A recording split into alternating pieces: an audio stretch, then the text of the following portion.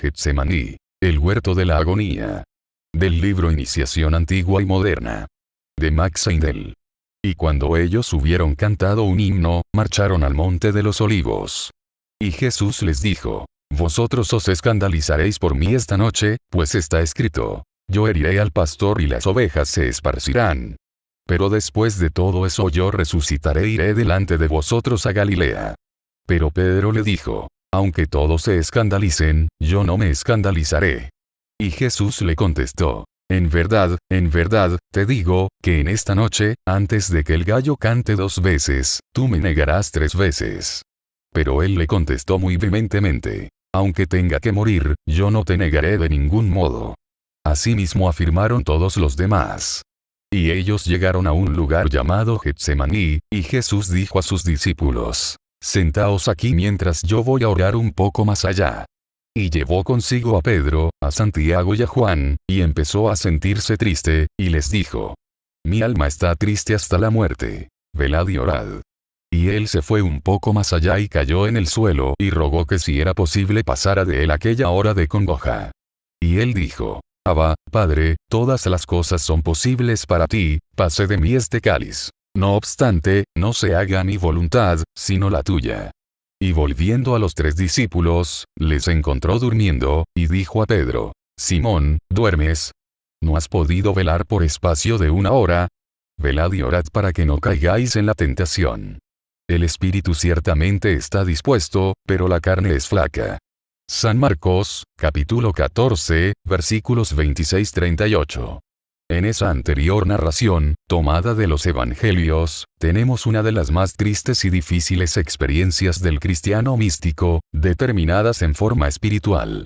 Durante todas sus anteriores experiencias ha venido caminando ciegamente, esto es, ciego en el sentido de que se halla en el camino que de ser seguido consistentemente le lleva a una meta definida, pero a la vez sintiéndose muy afectado ante los sufrimientos de todo ser humano. Ha concentrado todos sus esfuerzos para aliviar las penas de su prójimo, físicas, morales y mentales. Ha servido a sus semejantes en cuanto le ha sido posible. Les ha enseñado el Evangelio del amor. Ama a tu prójimo como a ti mismo, y ha sido un ejemplo viviente para todos en la práctica de ese mandamiento divino. Como consecuencia de ello ha reunido en su torno un pequeño grupo de amigos, a quienes ama con el más tierno de los afectos.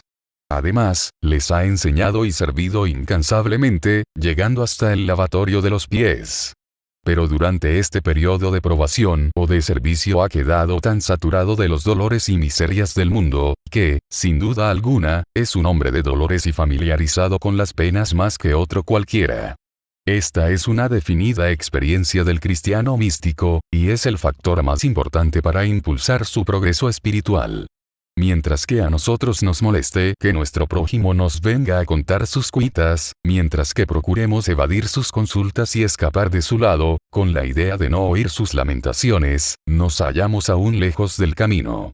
Aun cuando les escuchemos con paciencia y nos hayamos disciplinado para no mostrar en nuestros semblantes el disgusto y el tedio que nos producen con sus cuentos, cuando decimos con nuestros labios simplemente unas cuantas palabras de simpatía, que llegan fríamente al oído del que sufre, no ganaremos nada en el camino del desarrollo espiritual. Es absolutamente esencial para el cristiano místico que se sienta tan impresionado y afectado por el dolor y miseria del mundo, que llegue hasta el punto de sentir en su propio ser todas las penas y desgracias de sus semejantes, como si él mismo las sufriera y las acumulara todas en su mismo corazón. Cuando Parsifal entró por primera vez en el templo del Santo Grial y vio el sufrimiento de Amfortas, el llagado rey del Grial, se quedó mudo de simpatía y compasión durante un largo espacio de tiempo después de haber pasado la procesión por el vestíbulo, y por consiguiente, no pudo contestar a las preguntas de Gurnemans, siendo aquel profundo sentimiento de fraternidad y de dolor lo que le impulsó a buscar aquella lanza que había de curar Amfortas. El dolor de Amfortas sentido por el corazón de Parsifal por simpatía y afinidad, fue lo que le sostuvo firmemente en el sendero de la virtud cuando la tentación llegó a su máximo poder.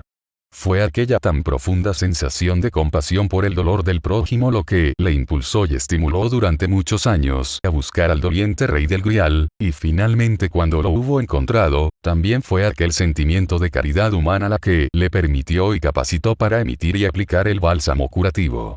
Del mismo modo que se enseña en el mito del alma llamado Parsifal, así pasa realmente en la vida y en las experiencias del cristiano místico. Debe, pues, beber hasta las heces del cáliz del dolor y de la amargura. Debe apurarlo totalmente, de modo que con el dolor acumulado que amenaza consumir su corazón, pueda darse y ofrecerse a sí mismo sin reservas ni limitaciones para la curación y la ayuda de sus semejantes. Entonces el Getsemaní, el huerto de la agonía, se convierte en un lugar familiarizado con el aspirante, el cual es regado con las lágrimas ardientes que corren de sus ojos por las desgracias y sufrimientos de la humanidad. Durante todos sus años de sacrificio personal, aquel pequeño grupo de amigos fue el consuelo de Jesús. Él ya había aprendido a renunciar a los lazos de la sangre. ¿Quién es mi madre y quiénes son mis hermanos? Aquellos que hacen la voluntad de mi Padre. Aunque ningún cristiano auténtico abandona o desdeña sus deberes sociales o disminuye o retira el amor debido a su familia, así todos los lazos espirituales son los más fuertes, y por medio de ellos viene el dolor y la amargura que ha de coronarle. Por la deserción y abandono en que le dejan sus amigos espirituales aprende a apurar el cáliz del dolor hasta las heces. Él no les censura por su vida, sino que, por lo contrario, les excusa con las palabras de: el espíritu está indudablemente listo, pero la carne es flaca, pues él conoce por experiencia personal cuán cierto esto es.